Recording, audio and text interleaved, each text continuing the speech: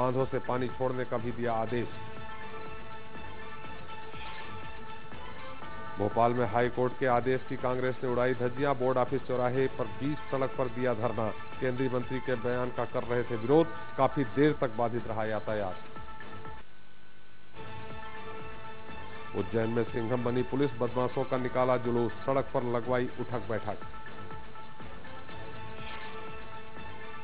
और अंबिकापुर में सस्ते प्याज बेचने की सरकारी योजना बनी सिर्फ खाना पूर्ति। बाजार से ज्यादा कीमत पर बेची जा रही थी प्याज।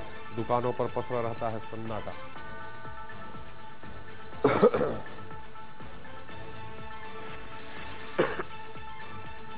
This program is sponsored by CXCT.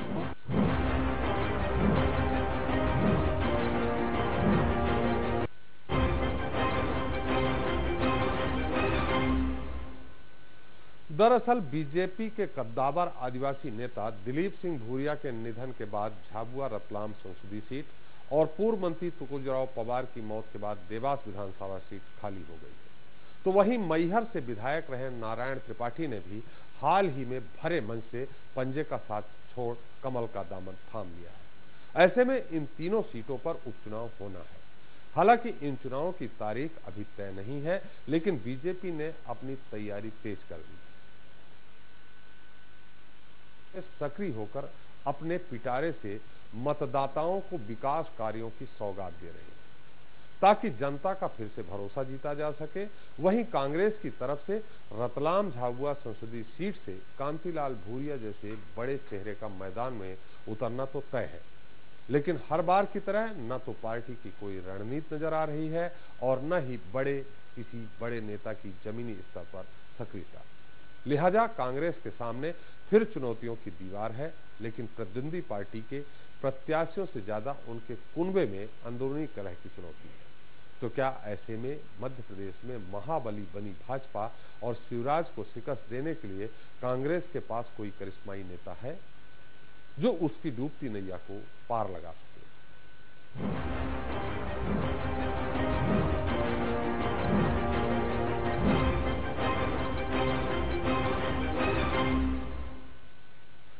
स्थानीय निकाय के चुनाव के बाद एक बार फिर सूबे में उपचुनावों की आहट है।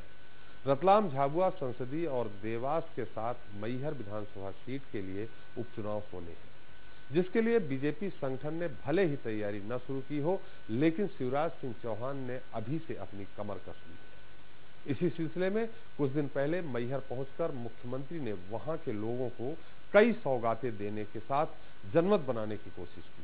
तो बुधवार को फिर से रतलाम दौरे पर जाकर जनता की विश्वास जीतने की जुगत में दिखे। वहीं दूसरी तरफ कांग्रेस अब भी पूरी तरह से बेफिक्र और चुनावों को लेकर निष्क्रिय नजर आ रही है। पहले विधानसभा और लोकसभा चुनाव में हार, पंचायत और गरोट उपचुनाव में कटी नाक, और फिर निगम और निकाय चुनावों में भी मिली करारी मान। जी हां, मध्य प्रदेश में बीजेपी और शिवराज सिंह चौहान के तूफान के सामने लगातार हर चुनाव में कुछ इसी तरह कांग्रेस पार्टी भी तिनकों की तरह उड़ते नजर आई। पहले विधानसभा, फिर लोकसभा, पंचायत, सहकारिता, नगर निगम के बाद 10 निकायों के लिए हुए चुनाव में हर बार कांग्रेस को करारी हार का सामना करना पड़ा और 130 साल पुरानी पार्टी का सूबे से लगभग सूपड़ा ही साफ हो गया। ना व्यापम की संजीवनी कांग्रेस के काम आई, ना ही सड़क से सदन तक किया गया शोर। बावजूद इसके कांग्रेस पार्टी के नेताओं ने हार नहीं मानी है। अब भी सबकी अपनी ढकली और अपना राग है। उज्जैन और मुरैना नगर निगमों के चुनाव को ही देख लीजिए। दोनों क्षेत्र ज्योतिरादित्य सिंधिया के प्रभाव वाले थे, लेकिन सिंधिया ने एक दिन भी वहां जाकर प्रचार की जरूरत नहीं समझी। पूर्व केंद्रीय मंत्री कमलनाथ भी नहीं आए और ना ही दिग्विजय सिंह का कार्यक्रम बना, जबकि बीजेपी की तरफ से खुद सीएम शिवराज सिंह चौहान जैसे नेता ने जगह जगह रैली और रोड शो के जरिए जमकर पसीना बहाया और मुसीबतों से घिरे होने के बाद भी जनता का विश्वास जीता। जबकि विधानसभा से लेकर संसद ठप करने वाले मध्य प्रदेश के कांग्रेसी नेताओं ने इन चुनावों की तरफ झांकना तक सही नहीं समझा। क्षेत्र में जाकर कसरत करना तो फिर दूर की बात। ऐसे में एक बार फिर प्रदेश में रतलाम झाबुआ संसदीय सीट के साथ ही देवास और मैहर विधानसभा सीट में उपचुनाव होने हैं। लिहाजा बीजेपी संगठन ने एक बार फिर हर स्तर पर तैयारी तेज करते हुए कमर कस ली है। अपने मंत्रियों, सांसदों और पदाधिकारियों को अलग अलग जिम्मेदारी सौंप दी गई है। मुख्यमंत्री ने भी खुद सक्रिय होकर मोर्चा संभाल लिया है और आचार संहिता लगने या चुनाव के ऐलान के पहले ही जनसभा के लिए अटकी पड़ी करोड़ों की विकास योजनाओं को हरी झंडी दी जा रही है। मुख्यमंत्री जी पूरे प्रदेश में जाते हैं। अभी मैहर में हमारे खंडवा आए तो निरंतर उनके दौरे चलते हैं और विकास कामों के लिए जो विकास काम मुख्यमंत्री जी के सरकार ने स्वीकृत किए उसके भूमि पूजन और शिलान्यास के लिए वो गए। देखिए, कांग्रेस जाने, भाजपा की भाजपा जाने, वो उनके रफ्तार से चले, हम हमारे रफ्तार से चलेंगे। दूसरी तरफ विपक्षी दल कांग्रेस अभी भी गुटबाजी की समस्या से उबर नहीं पाया है। 2 निगम समेत 10 निकाय चुनाव के नतीजों से पार्टी को मानो सांप सूंघ गया हो और उसके नेता बजाय क्षेत्र में जाकर माहौल बनाने के अपने अपने बिलों में घुसे नजर आ रहे हैं। कांग्रेस के नेता हर जगह एक्टिव हैं, लोकल लेवल पर एक्टिव हैं। कोई बड़े नेताओं को जाने की जरूरत नहीं है। यहाँ तो सारा कमान ही मुख्यमंत्री ने संभाल रखी है। हमारे यहाँ ऐसा नहीं है। हमारे यहाँ तो सभी लोग अपने अपने तरीके से काम कर रहे हैं। निश्चित रूप से कांग्रेस इन चुनाव में वापसी करेगी। लगातार हार का स्वाद चखने के बाद अस्तित्व खोती कांग्रेस के लिए आगामी उपचुनाव उम्मीद की एक आखिरी किरण है और संकट के समय में सांप का सवाल भी। लेकिन कांग्रेस के नेता संगठन के तौर पर चुनाव लड़ना ही नहीं चाहते, तभी तो उनके आक्रमण की धार भी कुंद पड़ती दिखाई दे रही है। ना तो उनमें बीजेपी की तरह जज्बा है, ना टीम वर्क, ना खुद पर भरोसा और ना ही तालमेल। कांग्रेस शायद केवल ट्विटर और फेसबुक के जरिए ही सत्ता में वापसी का इरादा रख रही है और हार उसकी आदत बन गई है। कहना गलत नहीं होगा कि मध्य प्रदेश में कांग्रेस केवल राष्ट्रीय स्तर के नेता पैदा करने का संगठन बनकर रह गई है, जहां पार्टी में प्रदेश स्तर का कोई भी करिश्माई नेता नहीं है। ऐसे में सवाल भी यही है कि आखिर 60 साल तक राज करने वाली देश की सबसे बड़ी लोकतांत्रिक पार्टी कांग्रेस कहां गुम हो गई है और कहां खो गया है उसकी जीत का जज्बा। भोपाल से एक्सप्रेस रिपोर्टर सुधीर दंडोतिया। तो जब देश की सबसे बड़ी और सबसे पुरानी पार्टी के अस्तित्व पर ही उठने लगे सवाल, एक के बाद एक हर चुनाव में कांग्रेस को चखना पड़े हार का स्वाद और फिर भी उसके नेता अपनी हरकतों से न आए बाज, तो सवाल उठते। क्या मध्य प्रदेश में संकट में है कांग्रेस? क्या शिवराज की सक्रियता से पस्त हुई कांग्रेस? क्या होने वाले 3 उपचुनावों में खाता खोल पाएगी कांग्रेस? तो इस मुद्दे पर बात करने के लिए हमारे साथ मौजूद है हमारे खास मेहमान। सबसे पहले नारायण त्रिपाठी जी, जो बीजेपी नेता हैं, पूर्व विधायक हैं और विधायक अभी भी हैं लेकिन बीजेपी में है। नारायण जी, आपका बहुत बहुत स्वागत है हमारे इस खास कार्यक्रम में। हमारे साथ हैं ओम रघुवंशी, पूर्व विधायक एवं कांग्रेस नेता। ओम जी, आपका बहुत बहुत स्वागत है। और हमारे राजनीतिक विश्लेषक गिरिजा शंकर जी हमारे साथ हैं। पहला सवाल ओम जी आपसे ही है। एक तरफ सरकार में है सत्ता, लगातार चुनाव जीत रही है, उसके बाद भी आपने खुद देखा होगा जिस तरह मैहर में उन्होंने घोषणाएं की, रतलाम में लगातार सीएम का दौरा हो रहा है और आपके नेता है तो सिर्फ कागजों तक सीमित है और प्रेस कॉन्फ्रेंस तक सीमित है। नहीं, त्रिपाठी जी, सबसे महत्वपूर्ण बात यह है कि मुख्यमंत्री जी को तो जाना ही था दौरे पर क्योंकि वहाँ उपचुनाव होने हैं, लेकिन हमारे जो कैंडिडेट है रतलाम झाबुआ संसदीय सीट के दिलीप सिंह कांतिलाल जी भूरिया, तो दिलीप सिंह जी भूरिया के स्वर्गवास होने के बाद वो सीट रिक्त हुई है। तो सबसे महत्वपूर्ण बात यह कि हमारा सबसे कद्दावर नेता, आदिवासी नेता दिलीप सिंह कांतिलाल जी भूरिया जो है वो प्रदेश कांग्रेस के अध्यक्ष रहे, केंद्रीय मंत्री रहे और बरसों तक मध्य प्रदेश सरकार के मंत्रिमंडल में रहे और पिछले 2 बार से वो लोकसभा चुनाव जीते, करीबन 6-7 बार वो विधायक रहे। इस तरह से वो स्वयं भी वहाँ पर अपना पूरी तरह से जम के और अपना प्रचार और अपना काम शुरू किया है। और जहाँ तक बड़े नेताओं की बात है तो निश्चित है कि अभी समय की कोई घोषणा नहीं हुई, निर्वाचन आयोग ने किसी तरह का कार्यक्रम घोषित नहीं किया। ये सब कार्यक्रम घोषित होने के बाद केंद्रीय स्तर के जितने भी हमारे प्रदेश के नेता हैं और दूसरे नेता सारे वहां पर आएंगे। त्रिपाठी जी, ओम जी, सवाल हमारा यही है कि कांग्रेस तब जगती है जब सवेरा हो, मतलब टूट चुका होता है पूरी तरह से, कि आपको कुछ मिलने वाला है, खत्म हो जाती है आस, उसके बाद जगती है। मैं आपको बता दूं कि एक तरफ जहां अभी चुनाव की घोषणा नहीं हुई है और मुख्यमंत्री जी खुद, जबकि आप खुद जानते हैं उनके ग्रामीण क्षेत्रों में, खासकर मध्यम वर्गीय और पिछड़े क्षेत्रों में उनकी जबरदस्त पकड़ है, उसके बाद वो दौरा करने लगे। आपके यहाँ से जो बड़े नेता कहलाते हैं, अब नाम आप ही जानते होंगे, कहीं तो नाम भी बताऊं, उनका कहीं सुगबुगाहट भी नहीं है। अगर वो अभी से तैयारी करे, अकेले कांतिलाल भूरिया को छोड़ दिया गया है, उनको ये गनीमत है आपके यहाँ कि उनका नाम लगभग तय कर दिया है कि आप लड़ेंगे चुनाव। नहीं, त्रिपाठी जी, जहां तक कांतिलाल जी भूरिया का सवाल है, जब उन्होंने उस क्षेत्र में अपनी सक्रियता दिखाई, उसके बाद ही मुख्यमंत्री जी के दौरे शुरू हुए। आप देखेंगे कि कांतिलाल जी भूरिया पिछले जब से दिलीप सिंह जी भूरिया का स्वर्गवास हुआ, उस समय से ही वो क्षेत्र में अपने जुट गए और काम करने लगे।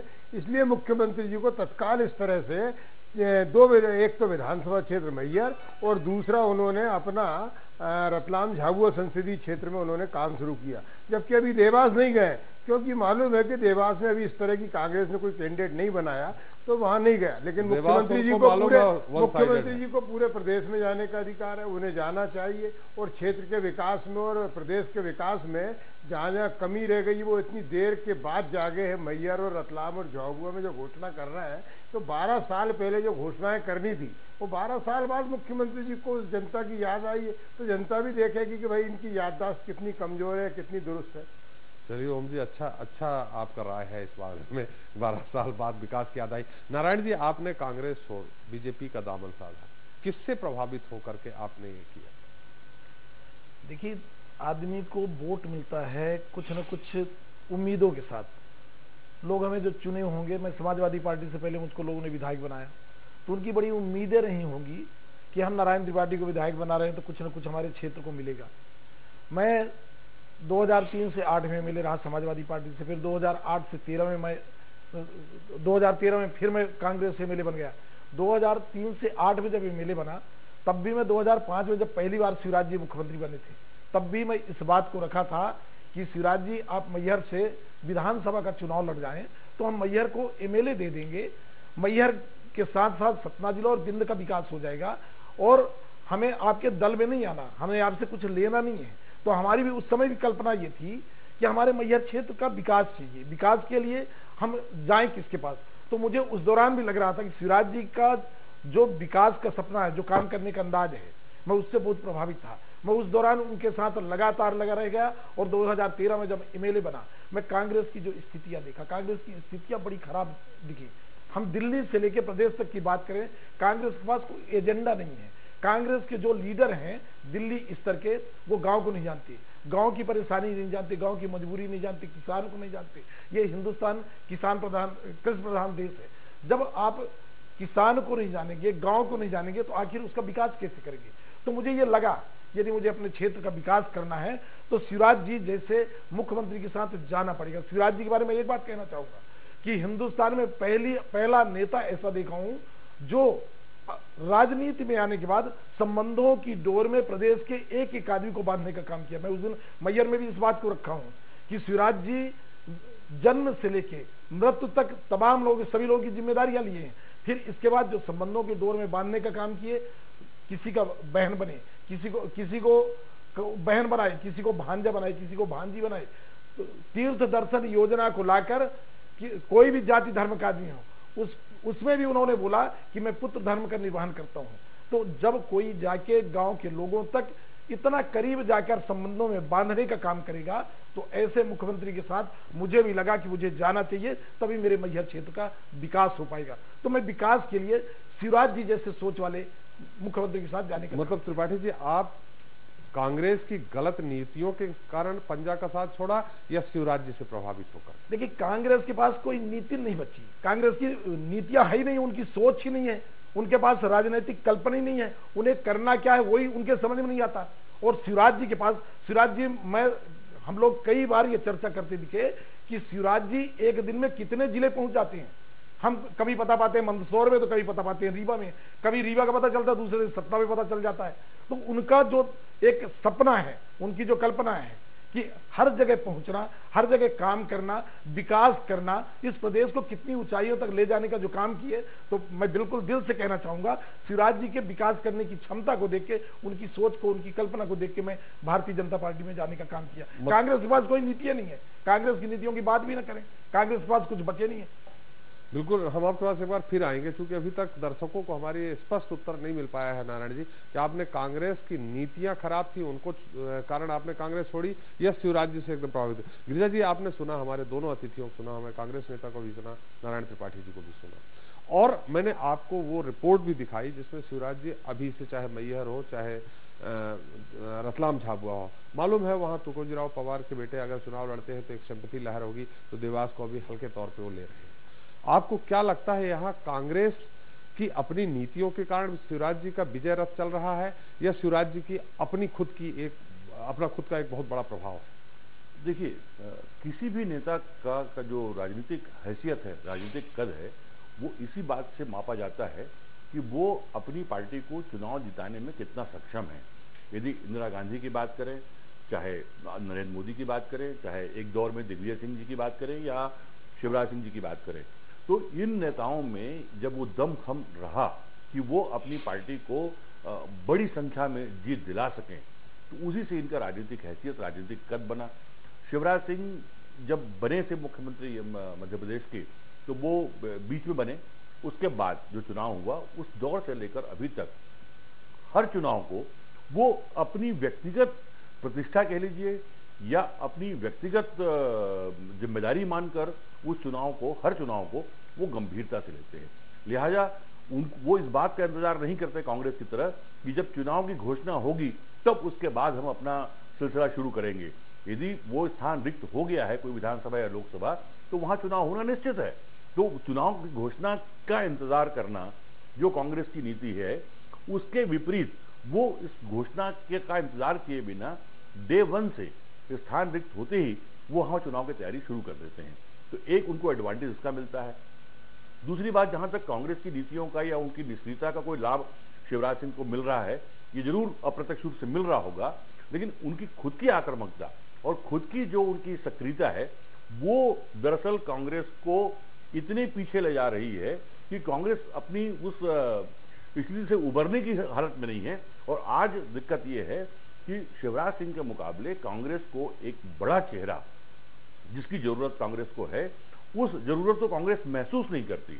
और जिन नेताओं के सहारे कांग्रेस को आगे बढ़ाने की कोशिश कर रहे हैं, उनमें वो मादा नहीं है, कि वो सक्रियता नहीं है जो शिवराज सिंह के शैली में है। जैसा ओम जी ने कहा कि जब कांतिलाल भूरिया वहां एक्टिव हुए तो शिवराज सिंह जी उसके बाद गए। बिल्कुल सही कहना है उनका। शिवराज सिंह ने भांप लिया था कि झाबुआ कोई आसान सीट नहीं है। एक तो आदिवासियों में कांग्रेस का, बीजेपी का कोई बड़ा प्रभाव नहीं है, और कांतिलाल भूरिया निश्चित रूप से झाबुआ सीट के लिहाज से देखें तो एक बहुत दमदार नेता है वो। तो इसको उन्होंने गंभीरता से लिया और अपनी आक्रामकता के साथ उन्होंने चुनाव घोषणा होने के पहले ही उस खतरे को भांप कर उन्होंने झाबुआ में अपना दौरा और अपना लोगों से मिलना और चुनावी संपर्क करना उन्होंने शुरू कर दिया।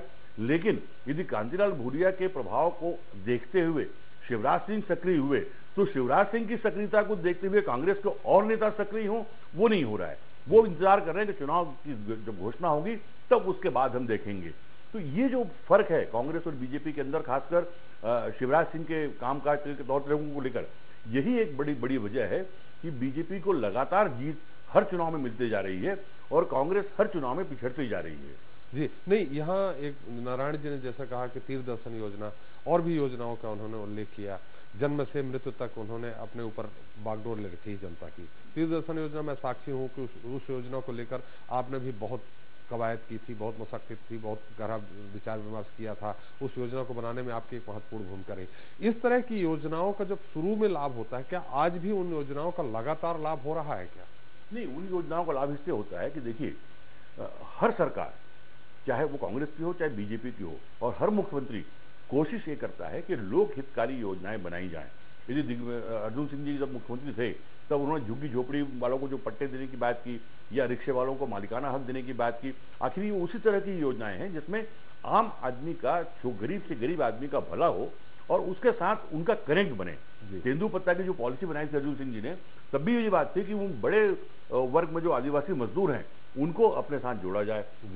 शिवराज सिंह ने उस सिलसिले को बहुत बड़ा विस्तार दे दिया और ऐसे तमाम लोग जो एक तरह से जिनके लिए जीना मुहाल था, उनको बेहतर जिंदगी जीने के लिए इतनी सारी योजनाएं दे दी हैं कि उसका लाभ चाहे अपेक्षित रूप से न मिला हो लोगों को, लेकिन उन योजनाओं के साथ शिवराज सिंह का लोगों से जुड़ाव हो गया। और यही कारण आप देखेंगे कि कांग्रेस जो बीजेपी सरकार के शिवराज सिंह का विरोध करती है, लेकिन उनके कार्यक्रमों और नीतियों का विरोध नहीं कर पाती, तो वो तमाम जो कार्यक्रम और नीतियां हैं वो आम आदमी की जिंदगी को बेहतर बनाने वाली योजनाएं हैं और वो कोई भी सरकार ऐसी योजनाएं चलाना चाहेगी और इन योजनाओं का लाभ उनको निरंतर मिल रहा है। और आप देखेंगे कि उनकी योजनाओं को अभी कल ही मैं देख रहा था कि उन्होंने घोषणा की कि जिनके पास जमीन नहीं है, रहने के लिए मकान नहीं है, उनको वो प्लॉट देंगे सरकार, उनको 60 मीटर या समथिंग कुछ एक प्लॉट देने की बात है।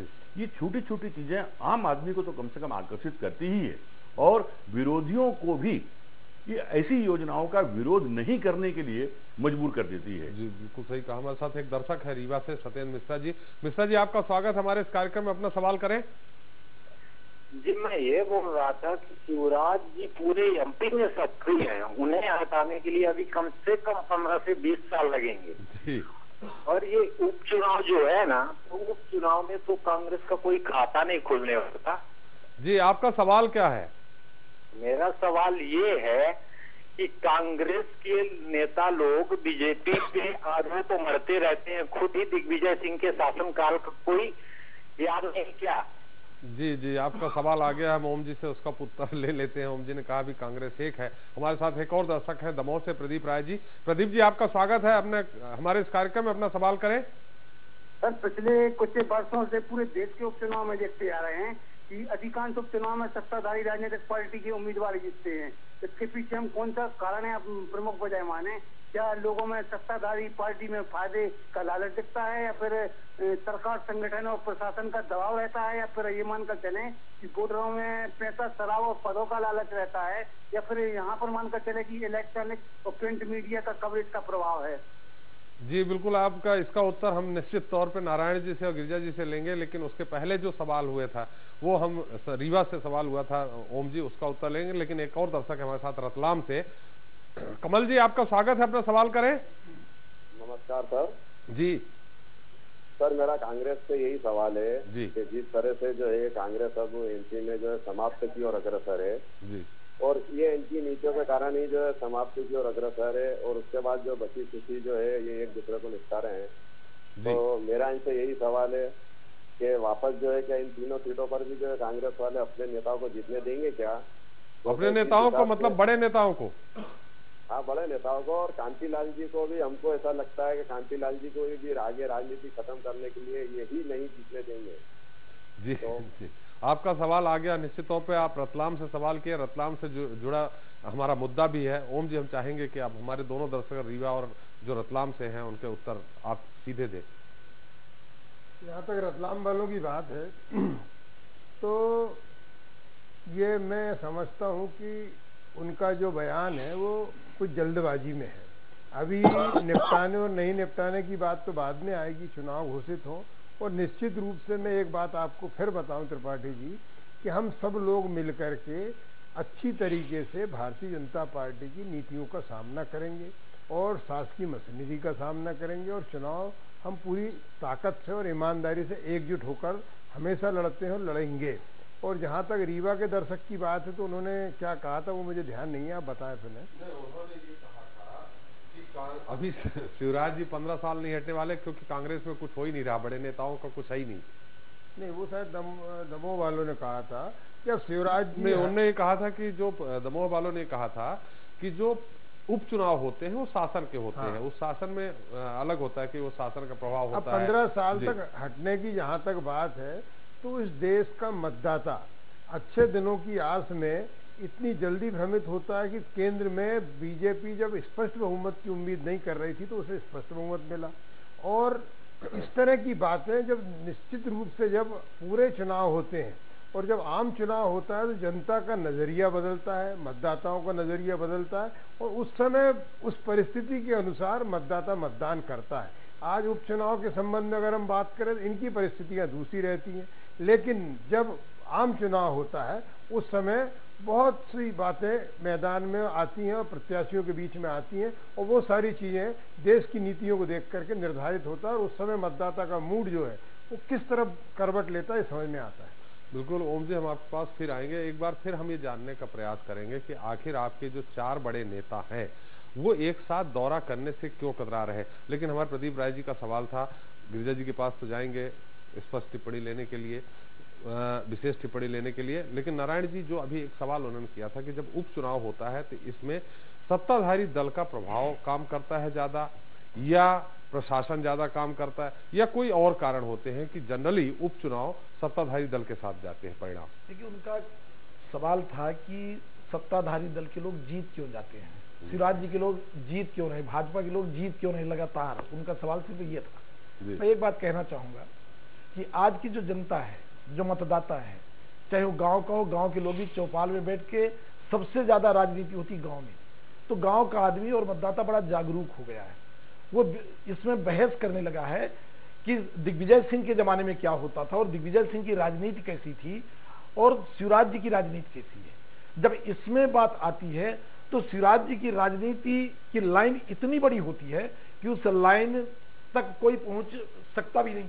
ऐसी स्थिति में जब लोग फैसला करते हैं, शिवराज जी की किसी भी लाइन में जाइए आप, सीधापन, सरलता, सहजता, काम करने का अंदाज, आज प्रदेश शिवराज जी के 12 साल के अंदर इतना बदल चुका है जो हम लोग इस पूरे प्रदेश में कहीं चलने लायक नहीं थे। हम लोगों के इलाके में कोई सड़कें ऐसी नहीं थी जिस जगह पे हम 4 पहिया वाहन से चले जाए, लोग ट्रेन से चलना उचित ठीक समझते थे। तो जब विकास की लाइन इतनी बड़ी खींच जाती है, जब लोग ये समझ जाते हैं कि हमारे करीब कौन है, शिवराज जी को आज गांव का मतदाता उसको लगता है कि शिवराज जी हमारे घर के हैं, हमारे परिवार के हैं, हमारा कोई अपना है, ये प्रदेश में काम कर रहे हैं, प्रदेश का विकास कर रहे हैं, तो फिर ऐसे में मतदाता हराएगा कैसे? तो मतदाता हराता मतलब विकास को, ज्योति बसु का रिकॉर्ड तोड़ेंगे शिवराज जी। बिल्कुल बिल्कुल, इसमें कहीं कोई। हमारे साथ एक और दर्शक है भोपाल से, योगेश जी। योगेश जी आपका स्वागत है, अपना सवाल करें। सर मेरा सवाल गिरिजा शंकर जी से है। जी सर, कांग्रेस की ऐसी हालत होने के कारण उसके अंदरूनी गुटबाजी और इनके जो हाई कमान है उनके द्वारा किसी प्रकार की कोई कार्रवाई नहीं करना तो नहीं है? जी गिरिजा जी उन्होंने सवाल किया, साथ में हमारे प्रदीप राय जी का जो सवाल था कि सत्ताधारी जो दल होता है उपचुनाव में उसका ज्यादा असर होता है, वो किस रूप में होता है, कैसे होता है। लेकिन एक और दर्शक हमारे साथ रीवा से विवेक जी। विवेक जी आपका स्वागत है इस कार्यक्रम में, अपना सवाल करें। मेरा सवाल है ओम रघुवंशी जी से। किससे? ओम रघुवंशी जी से। जी जी, अभी मेरे एक दोस्त रीवा से कॉल किए थे, वो बोल रहे थे कि 1998 में शिक्षक भर्ती घोटाला रीवा में हुआ था जी, तो इन्हें याद नहीं। ये अभी बोले कि उन्हें याद ही नहीं। अभी ये विधायक रहे तो क्या 5 साल की कोई कार्यकाल में कुछ याद है इन्हें? विधायक रहने से क्या मतलब? ये आपका सवाल नहीं हुआ, ये आप अपनी बात कह रहे हैं, अपनी खींच निकाल रहे हैं ऐसा लगता है। आप सवाल करें उनसे, वो हमारे माननीय अतिथि हैं। हेलो, आप सवाल करिए, माननीय अतिथि हैं वो, आपका जो सवाल हो सहजता से आप उस सवाल करिए उसका। ये सवाल है कि रीवा में 1900। जी लगता है हमारा संपर्क कट गया उनसे। हमारे साथ गुना से एक और दर्शक है जगदीश जी। जगदीश जी आपका स्वागत है, अपना सवाल करें।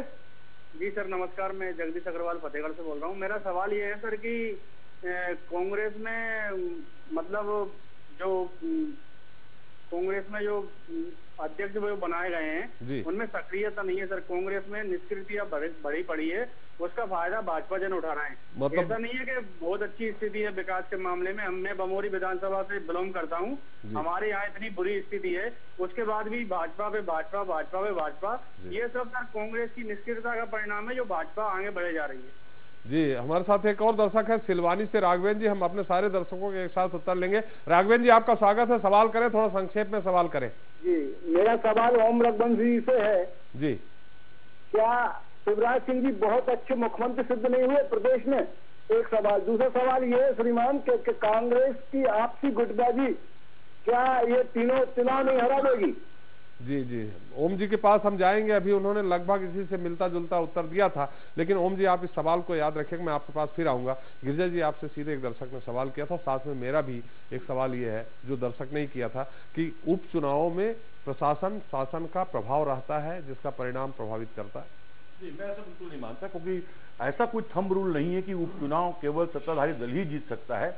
आप पिछले चुनाव परिणामों को देखेंगे तो जो विपक्ष में जो पार्टी है वो भी उपचुनाव जीतती रही है। सवाल दरअसल ये है कि उपचुनाव हो चाहे आम चुनाव हो, कोई भी राजनीतिक दल उसको कितनी गंभीरता से लेकर और कितनी जीवटता के साथ वो चुनाव लड़ती है, ये उस पर निर्भर करता है।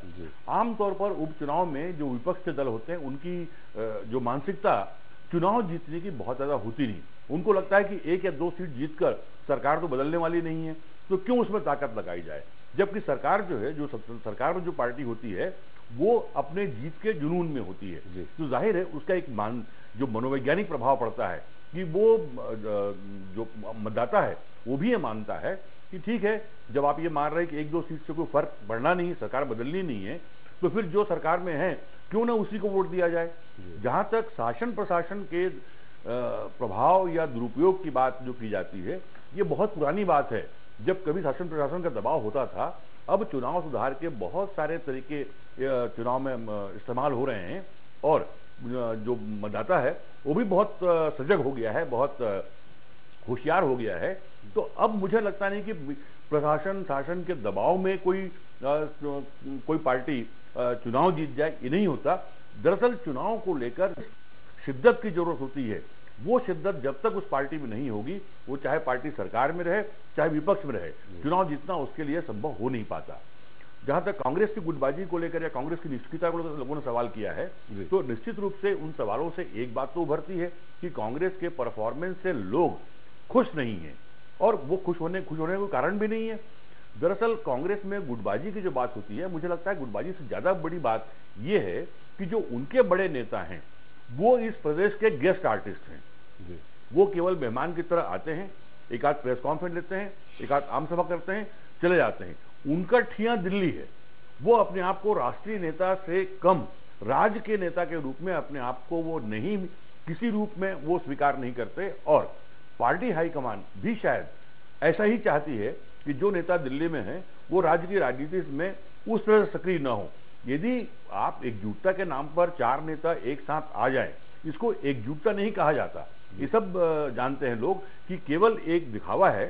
दरअसल मध्य प्रदेश में कांग्रेस की दिक्कत यह है कि उसको एक ऐसा चेहरा चाहिए जो अपनी कार्यशैली से, अपने व्यक्तित्व से, अपने अनुभव से शिवराज सिंह जैसे चेहरे का मुकाबला कर सके। जब तक कि आप एक व्यक्तित्व ऐसा नहीं बनाएंगे, तब तक कांग्रेस के लिए उभरना मुश्किल है। दूसरी बात यह है कि कांग्रेस को बहुत दूर जाने की जरूरत नहीं है। राजस्थान और छत्तीसगढ़ में हाल ही में चुनाव जो हुए हैं, उन्हें सबक लेना चाहिए कि विधानसभा चुनाव में हार के बावजूद कांग्रेस की आक्रामकता वहां दोनों जगह ऐसी रही कि आप देखेंगे कि स्थानीय संस्थाओं के चुनाव में कांग्रेस काफी बेहतर प्रदर्शन वहां कर पाई, और बीजेपी को उस तरह की सफलता नहीं मिली जो मध्य प्रदेश में मिली है। 16 के 16 नगर निगम में यदि बीजेपी जीत रही है, ये हालात गुजरात में नरेंद्र मोदी के दौरान भी नहीं रहे, आज छत्तीसगढ़ और राजस्थान में नहीं है। तो इन अनुभवों से कांग्रेस को सबक लेना चाहिए कि उसकी अपनी राजनीतिक शैली में किस तरह के परिवर्तन करना है। कांग्रेस की दिक्कत यह है, कांग्रेस के तमाम नेता इस बात से ही संतुष्ट हैं कि हम जो कर रहे हैं बहुत अच्छा कर रहे हैं, और अपने असफलता के औचित्य को साबित करने में वो अपना वक्त गुजारते हैं, और इसीलिए लोगों को लगता है कि कांग्रेस को जिस तरह से परफॉर्मेंस करना चाहिए विपक्ष के रूप में, वो नहीं कर रही है। जो आपने कहा कि वो दिल्ली में ही सीमित रहना चाहते हैं, हाईकमान भी चाहता है कि वो वहां रहे, राज्य में दखलंदाजी, लेकिन जब टिकट का बंटवारा होता है, कोई और दूसरे तरह की बातें होती है, तो हुकूमत उन्हीं की चलती है जो दिल्ली में बैठे हैं 4-5। वो इसलिए कि दिल्ली के नेता हाईकमान के नेता हैं, और उनकी दिलचस्पी सिर्फ इसमें है कि मध्य प्रदेश के अंदर, क्योंकि उनका गृह राज्य है, तो वहां उनका वर्चस्व बना रहे, उनके समर्थक बने रहें, लेकिन अपने उन्हीं समर्थकों को जिनको वो टिकट दिलवाते हैं, ये जिम्मेदारी भी नहीं लेते वो कि अपने अपने समर्थकों को ही कम से कम जिता लें। यदि ये 3-4 बड़े नेता ये भी तय कर लें कि वो अपने अपने समर्थकों को टिकट जो दिलवाते हैं उनको ही जिता के हम ले आए, तो शायद कांग्रेस की ये स्थिति न होती।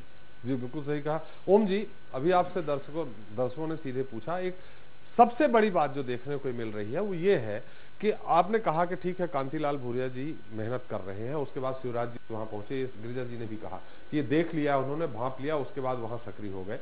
चुनाव भी रतलाम झाबुआ का अच्छा टफ चुनाव होगा, परिणाम जो भी हो। अगर कहीं आपका मैं नाम ले लेता हूं, कमलनाथ जी, दिग्विजय सिंह जी, ज्योतिरादित्य सिंधिया, सुरेश पचौरी, ये एक साथ एक जीप में दौरा करके अगर उस क्षेत्र में अपनी सक्रियता बढ़ाएं तो क्या परिणाम अब उलट नहीं आएंगे? आपने देखा होगा, बताया कि सारे नेता एक हो गए, एक प्रेस कॉन्फ्रेंस होती है आधे घंटे के लिए और सारे नेता एक साथ होते हैं, बड़े बड़े वकील को भी लाते हैं और फिर उसके बाद गए तो आज तक एक साथ दिखे नहीं, प्रेस कॉन्फ्रेंस में नहीं दिखे। आपको नहीं लगता है कि ये एक बहुत बड़ा कारण है कांग्रेस जो लगातार निष्क्रिय होती जा रही, नीचे जा रही? आपका सवाल और गुना जिले का, रायसेन जिले के जो हमारे दर्शक बंधु हैं उनका सवाल मिलता जुलता है। और निश्चित रूप से ये कांग्रेस पार्टी की गुटबाजी की बात इतने निचले स्तर तक पहुंच गई है, भले ही गुटबाजी ना हो लेकिन उसका मंतव्य, उसकी बात और उसकी चर्चा इतने निचले स्तर तक पहुंच गई है कि हमारी पार्टी का कार्यकर्ता भी उससे दुखी हो गया। हमें इस बात का इससे समझ में आता है और हमारे नेताओं को इस बात को गंभीरता से लेना चाहिए कि जब हमारी पार्टी के कार्यकर्ता जब इस बात को समझ जाए कि पार्टी में इतनी गहराई से गुटबाजी हावी हो चुकी है तो उसको समाप्त करने के लिए इन बड़े नेताओं को जो समय समय पर प्रदेश में एक साथ अपनी प्रेस कॉन्फ्रेंस लेते हैं, वो निश्चित रूप से आने वाले समय में जब पार्टी का कार्यकर्ता और हम लोग ही नहीं रहेंगे तो वो लोग कहां से रहेंगे? ये सब विचार मंथन करके और सबको एक साथ आना चाहिए। दूसरी बात, गिरिजा शंकर जी ने बहुत अच्छी बात कही, मैं उनका सम्मान करता हूं कि जो हमारे प्रदेश के नेता है वो निश्चित रूप से राष्ट्रीय नेता हो गए और प्रदेश स्तर पर नेतृत्व की कमी है।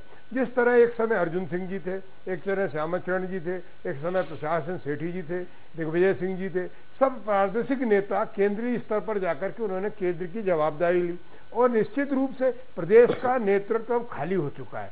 प्रदेश में ऐसे नेता की निश्चित रूप से जरूरत है जो प्रदेश का नेतृत्व करे और जो राष्ट्रीय नेता है वो राष्ट्र के स्तर पर राजनीति करें और सब मिलजुल करके अगर काम करेंगे तो जो हमारा कार्यकर्ता है जो आज मनोबल से कमजोर है या जो लोग हमारी पार्टी को छोड़ के जा रहे हैं निश्चित रूप से वापस आएंगे, हमारी पार्टी मजबूत होगी।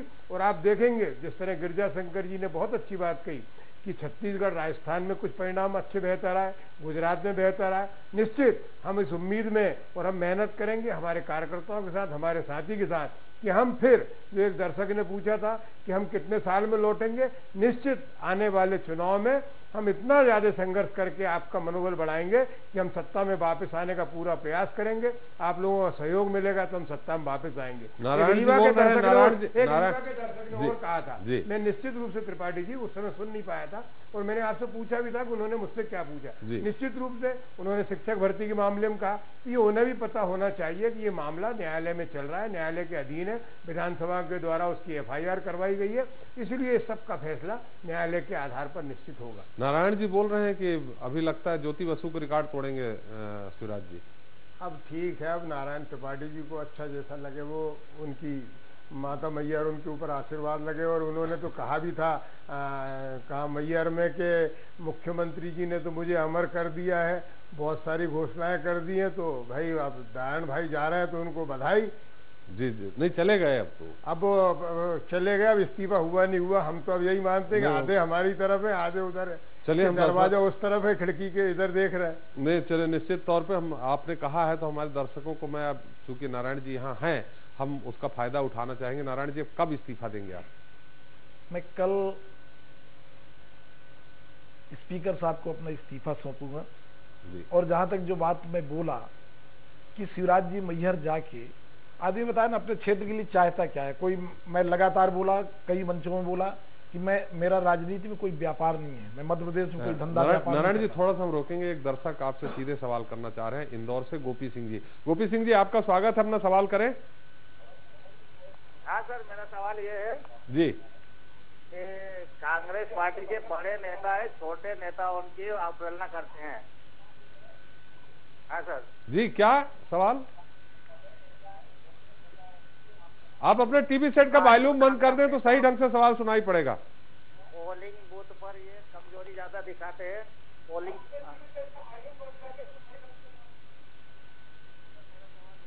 जी लगता है उनसे हमारा संपर्क नहीं हो पा रहा। अगर मालवा से हमारे साथ एक और दर्शक है, गुड्डू जी आपका स्वागत है, अपना सवाल करें।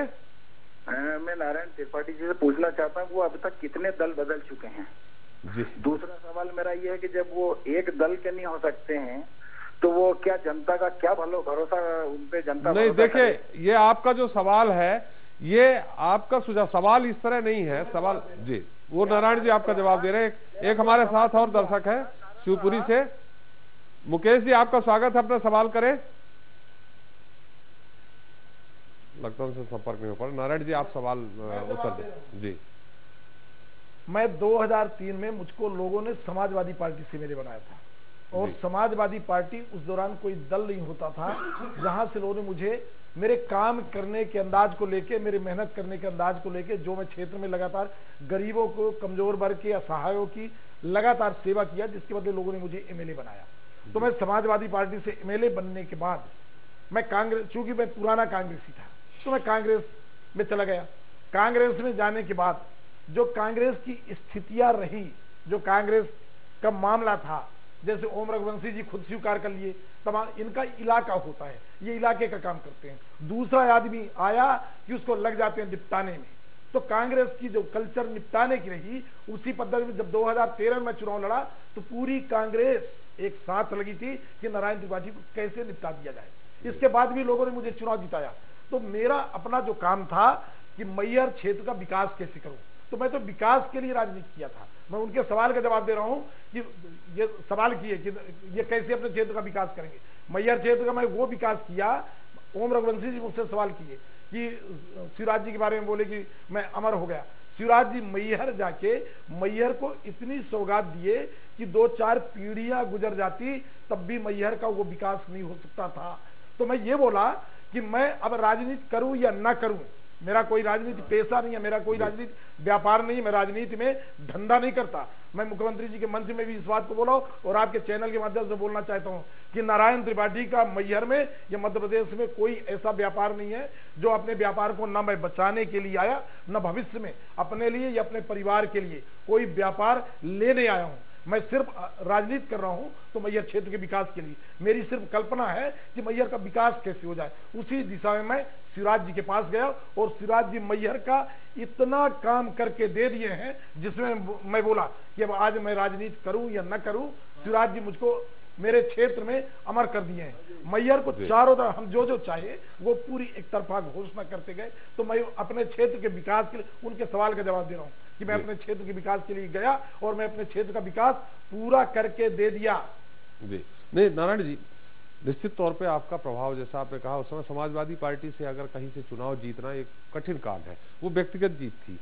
इसी तरह ये विपरीत लहर थी 2013 में, जबरदस्त विपरीत लहर थी। शिवराज जी की एक लहर थी, साथ में मोदी जी का भी एक जो कहते तड़का लग गया, उसके बाद आप जीते, एक बड़ी बात। अब आपके साथ शासन भी है, प्रशासन भी है, शिवराज जी भी है। आप कितने वोटों से चुनाव जीतेंगे? देखिए अभी मैं कुछ भी नहीं कह सकता। कल तो मैं अभी इस्तीफा देने जा रहा हूं। इसके बाद मुझे ये भी सवाल तमाम लोग करते हैं जी, आप प्रत्याशी बनोगे, कौन प्रत्याशी बनेंगे, किसको टिकट मिलेगी, किसको नहीं मिलेगी। मैं आपको तो घोषित कर दिया, स्पष्ट बोल चुका कि शिवराज जी का नाम और शिवराज जी के काम करने का अंदाज और इस पार्टी का जो एक सपना है कि प्रदेश को सजाना, प्रदेश का विकास करना है, तो शिवराज जी के नाम से ही हम मैहर का मतदाता इस विषम परिस्थिति में 18 तारीख को भीषण बरसात में लोग शिवराज जी को सुनने आए। तो जितने लोग आए थे, जो सुनने आया था शिवराज जी को, जो देखने आया था, यदि वो अपने परिवार का वोट दे देता है तब ये पता नहीं कितना वोट जाता है। तो जीतने का तो माई शारदा जाने, मैं कितने से जीतूंगा। मैहर क्षेत्र के जो हमारे मतदाता हैं उनका कितना आशीर्वाद मिलता है। तो मैं तो हमेशा ये बोलता हूँ कि माई की कृपा है और शिवराज जी का साथ है। हर हाल में रिकॉर्ड बनेंगे, बड़ा ऐतिहासिक रिकॉर्ड बनेगा जीतने का।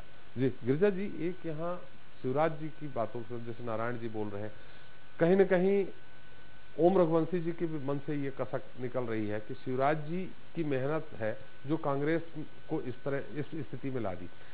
क्या आपको लगता है जो संगठन है वो पोलिंग जो बूथ स्तर तक वो अपने कार्यकर्ता नियुक्त करता है, संगठन अपना काम करता है, इसमें संगठन की बड़ी भूमिका है, जो भारतीय जनता पार्टी का एक पूरा ढांचा है, संगठित ढांचा है उसका, यह शिवराज जी का एक करिश्मा है। देखिए, जो संगठित ढांचा है कार्यकर्ताओं का, तो ये हमको नहीं भूलना चाहिए कि कांग्रेस की सीटें भले ही कम हो, तो कांग्रेस लगातार चुनाव हार रही हो, बावजूद इसके कांग्रेस के कार्यकर्ता गांव-गांव मिलेंगे। एकमात्र ऐसी पार्टी रही है जिसके कार्यकर्ता पूरे देश में, प्रदेश में जहां पर भी, हर गांव-गांव में हैं उनके। गिरिजा थोड़ा सा रखेंगे, एक दर्शक सीधे सवाल करना चाह रहे हैं। बाबुल गुना से बाबूलाल जी आपका स्वागत है, अपना सवाल करें। हाँ, ओम रघुवंशी जी से है मेरा। जी हाँ, मेरा इनसे ये निवेदन है कि इन्हें ये ज्ञात होना चाहिए कि जब कांग्रेस की सरकार हुआ करती थी मध्य प्रदेश में जी, उस समय भी भारतीय जनता पार्टी ने अनेकों उपचुनाव में कांग्रेस को परास्त करके भारतीय जनता पार्टी को जिताया जी। और आज ये इस तरह की बात करके अपनी जिम्मेदारी से बचना चाहते हैं। कांग्रेस की स्थिति अक्सर क्या है कि एक तो ये राजा महाराजाओं की पार्टी है जी। आप सवाल संक्षेप में करें, हमारे पास समय कम है। हाँ जी, भारतीय जनता पार्टी कार्यकर्ता आधारित पार्टी है और कांग्रेस अपना आधार खो चुकी है। भारतीय जनता पार्टी निरंतर चुनाव जीतेगी और भारतीय जनता पार्टी का एक एक कार्यकर्ता ये अपना विचार दे रहे हैं। आप भारतीय जनता पार्टी के कर्मठ कार्यकर्ता हैं, ऐसा लग रहा है। आपने हमारे साथ जुड़े, आप बहुत बहुत धन्यवाद। हमारे साथ एक और दर्शक हैं, संजय तिवारी सागर से। संजय जी, आपका स्वागत है। संक्षेप में अपना सवाल करें, इस समय विचार की आवश्यकता नहीं है। मैं त्रिपाठी जी से ये सवाल करना चाहता हूं सर कि इन्होंने कांग्रेस पार्टी छोड़ी है जी, तो कांग्रेस पार्टी छोड़ने का कारण क्या है? चलिए, आपका सवाल आ गया। कांग्रेस नारायण जी बता चुके हैं, लेकिन हम फिर जाएंगे। लेकिन गिरिजा जी, आपका उत्तर आ रहा था। देखिए, जो कार्यकर्ताओं का सवाल जो है वो, कांग्रेस भी कार्यकर्ताओं के स्तर पर बड़ी पार्टी है और आज भी गांव-गांव में उसके कार्यकर्ता हैं। और जिस तरह बीजेपी के कार्यकर्ताओं का फैलाव हुआ है, विस्तार हुआ है, वो कांग्रेस के पैटर्न पर हुआ है। ये कहा जाता है कि बीजेपी कैडर बेस्ड पार्टी है, तो कांग्रेस भी कैडर बेस्ड पार्टी है। कैडर दोनों के होते हैं, लेकिन कैडर के सहारे चुनाव जीतना संभव नहीं होता। भारतीय राजनीति वो व्यक्तिवादी राजनीति है। किसी एक व्यक्ति के चेहरे पर वोट पड़ते हैं। नारायण त्रिपाठी यदि बीजेपी में आए हैं तो बीजेपी के कारण, बीजेपी की विचारधारा से प्रभावित होकर नहीं आए हैं, वो शिवराज जी से प्रभावित होकर आए हैं। तो जो व्यक्ति का जो प्रभाव होता है चुनाव में, वो सबसे महत्वपूर्ण होता है। कार्यकर्ताओं की टीम और बूथ लेवल पर जो उनकी व्यवस्था है, उसका एक अपना महत्व है। लेकिन यदि उनके पास एक ऐसा चेहरा जो पूरे प्रदेश के, देश के मतदाताओं को प्रभावित करने वाला न हो, तो फिर वो कार्यकर्ताओं की पूरी टीम चुनाव में कम से कम उस पार्टी को मदद नहीं पहुंचाती। कांग्रेस की जो लगातार देश में और प्रदेश में जो पराजय है, उसकी वजह यही है। एक ऐसा नेतृत्व जो चमत्कारी नेतृत्व हो, जो पूरे देश के, प्रदेश के मतदाताओं को अपनी ओर आकर्षित करे। जब तक एक ऐसा व्यक्तित्व, ऐसा चेहरा किसी पार्टी के पास नहीं होता, तो कार्यकर्ताओं की तमाम जो फौज है वो बहुत ज्यादा प्रभावी नहीं होती। मेरा ये मानना है कि बीजेपी की जीत के पीछे यदि बड़ा कारण है तो वो शिवराज सिंह चौहान का जो अपना व्यक्तित्व है, अपनी शैली काम करने की, उनकी आक्रामकता है, वो महत्वपूर्ण है। केवल कार्यकर्ताओं के दम पर या संगठन के दम पर चुनाव जीतकर कोई पार्टी सरकार बना ले, ऐसा बहुत संभव हो नहीं पाता। मतलब शिवराज जी का 50% से ज्यादा रोल शिवराज जी का है। नहीं, मैं तो इसको परसेंटेज में से कहें तो और भी बहुत अधिक है, क्यों? और ये केवल शिवराज जी का नहीं है। आप हर दौर में देखें, जब दिग्विजय सिंह 2 बार सरकार कांग्रेस की बनी, वो दिग्विजय सिंह का जो प्रभावी व्यक्तित्व था, लोग उससे प्रभावित थे। इंदिरा गांधी के नाम पर वोट मिले, नरेंद्र मोदी के नाम पर वोट मिलते हैं। तो जो पार्टी का जो नेता होता है, उसकी जो अपील होती है, वही जीत हार का बड़ा सबब बनती है। कार्यकर्ताओं का सपोर्ट और नेटवर्क है, वो जरूर उस वोट को संगठित करने का काम करता है, लेकिन वोट कबाड़ने का, वोट जुटाने का, वोटरों को लुभाने का काम वो व्यक्तित्व, वो चेहरा करता है। जी। नारायण जी, एक सवाल दर्शक हमें लगता है, हमारे वो दर्शक जो संजय तिवारी हैं, उन्होंने अपना टीवी सेट का वॉल्यूम, टीवी सेट बाद में खोला है, वो एक बार फिर जानना चाह रहे हैं कि आखिर आपने कांग्रेस छोड़ी क्यों है? मैं ये सवाल का जवाब लगातार कई बार दे चुका हूँ जी, कि मैं संक्षेप में जानना चाह रहे हैं कांग्रेस क्यों छोड़ दिया। कांग्रेस में बोला ना कि ये दिशाहीन पार्टी, इसका कोई लीडर बचा नहीं है जो किसी भी तरह का गांव के बारे में जान सके, किसी के बारे में समझ सके। मैं आपको बता रहा हूं, मैं 2013 में जब चुनाव जीता तो मेरे एक करीबी मित्र जो विधानसभा चुनाव हार गए थे, भोपाल में मिला मैं, तो अचानक मुझसे सवाल किया कि त्रिपाठी जी बड़ा दुख हुआ, आप चुनाव हार गए। तो इनके नेताओं तक को पता नहीं कौन जीत गया कौन हार गया।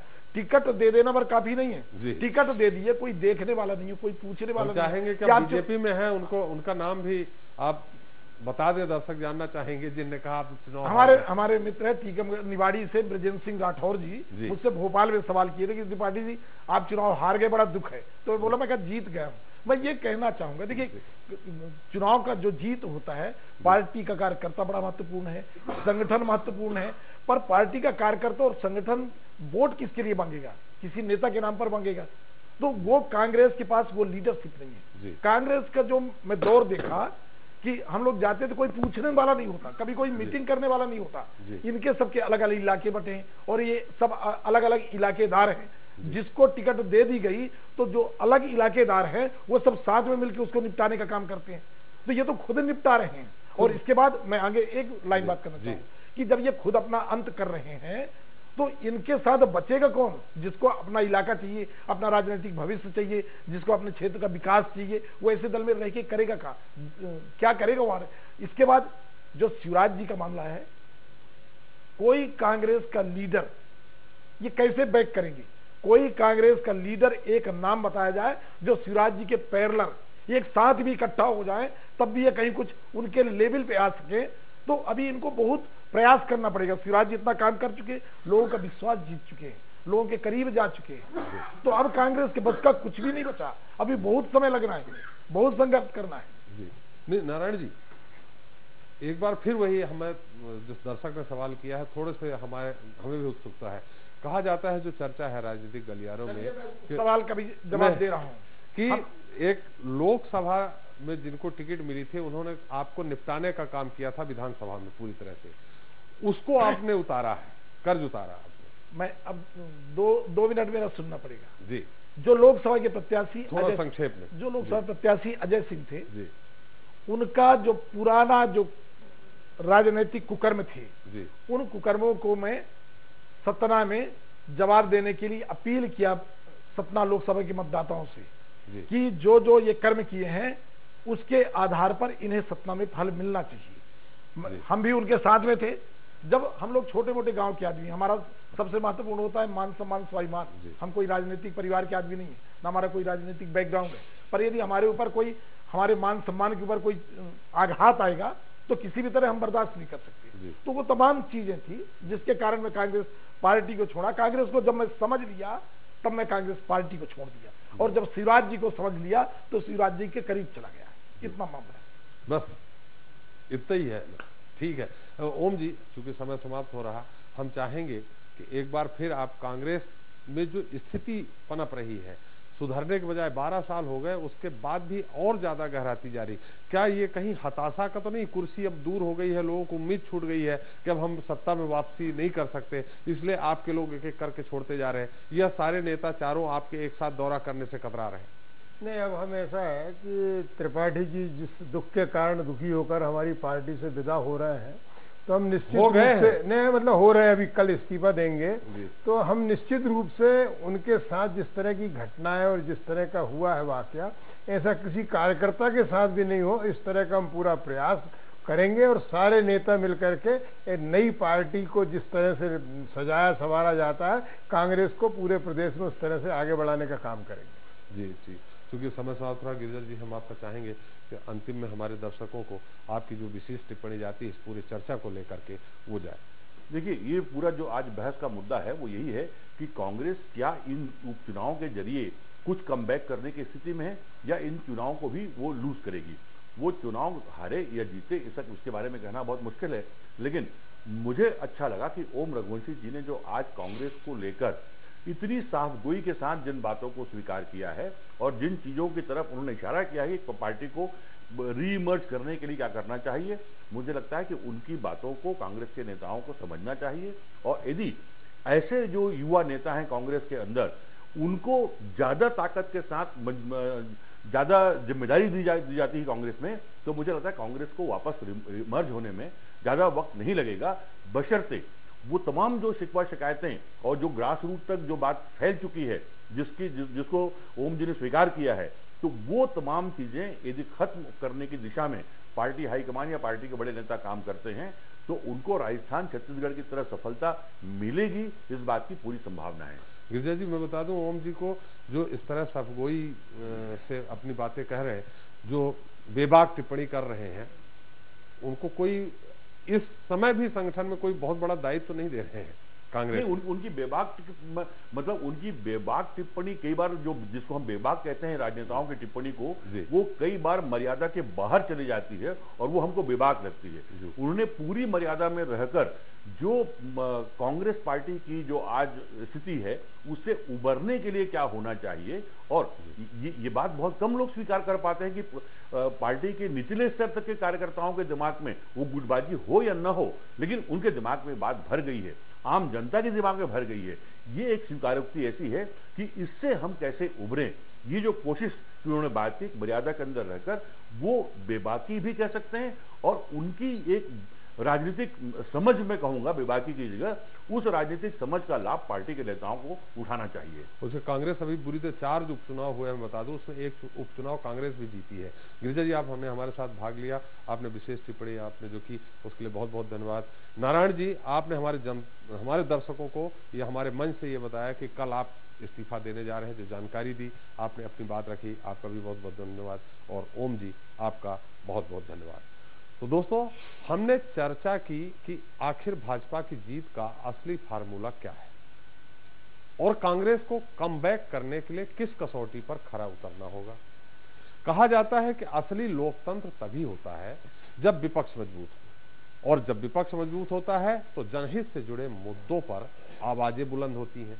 लेकिन कांग्रेस सत्ता से दूर क्या हुई, ऐसा लगता है कि पार्टी ही निर्जीव होती जा रही है। गिनती के नेता सत्ता में वापसी करने के लिए कुनमुनाते जरूर हैं, पर सीमित दायरे में सिमट कर। मजे की बात तो यह है कि पूरा कुनवा लुट चुका है, फिर भी कांग्रेस कलह का कलेवा खाना नहीं भूलती। छत्रपों से बटी कांग्रेस के छत्रप अपनी डफली अपना राग वाली कहावत को 100% चरितार्थ कर रहे हैं। ऐसे में अगर कांग्रेस के खेवनहार इसका जल्द से जल्द इलाज नहीं करते तो यह बीमारी लाइलाज हो जाएगी। फिर तो इन छत्रपों से यही कहना मुनासिब होगा कि करीब इतना रहो कि रिश्तों से प्यार रहे, दूर इतना रहो कि आने का इंतजार रहे। रखो उम्मीद रिश्तों के दरमियान इतनी कि टूट जाए उम्मीदें मगर रिश्ते बरकरार रहे। आज के लिए बस इतना ही। कल फिर मिलेंगे किसी नए मुद्दे के साथ। आपके सवाल होंगे, हमारे जवाब होंगे। अब मुझे एसपी त्रिपाठी को दीजिए इजाजत। नमस्कार। This program is sponsored by CXCT.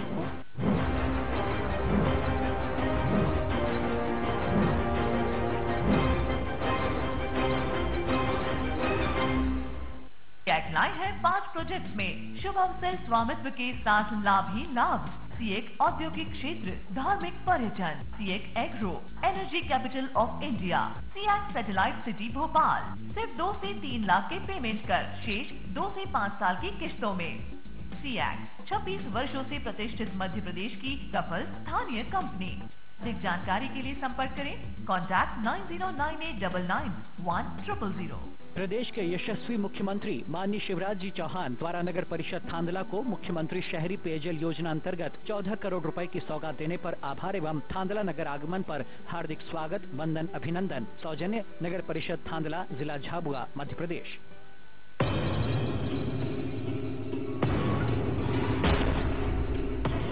Hello मंत्री जी, नमस्कार।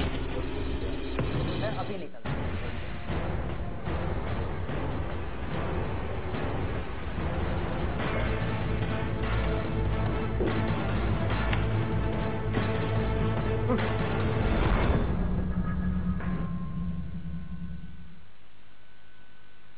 प्रदेश के यशस्वी मुख्यमंत्री माननीय शिवराज जी चौहान द्वारा नगर परिषद थांदला को मुख्यमंत्री शहरी पेयजल योजना अंतर्गत 14 करोड़ रुपए की सौगात देने पर आभार एवं थांदला नगर आगमन पर हार्दिक स्वागत, वंदन, अभिनंदन। सौजन्य नगर परिषद थांदला, जिला झाबुआ, मध्य प्रदेश।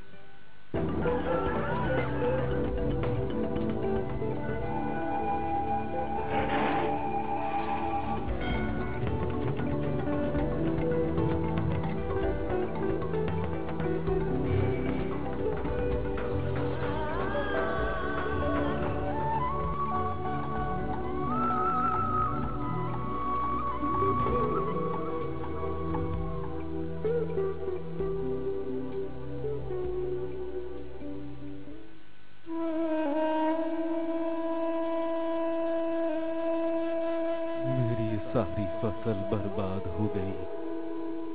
मदद के लिए पटवारी से मिला, तहसीलदार के पास भी गया, मंत्री जी के भी हाथ जोड़े, किसी ने नहीं सुनी।